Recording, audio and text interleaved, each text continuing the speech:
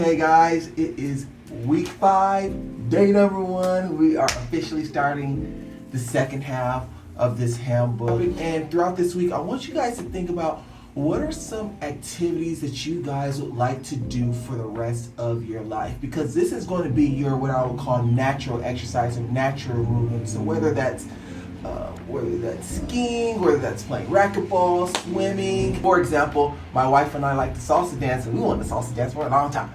And in order to be able to do that, we have to practice at it, and we have to continue doing it.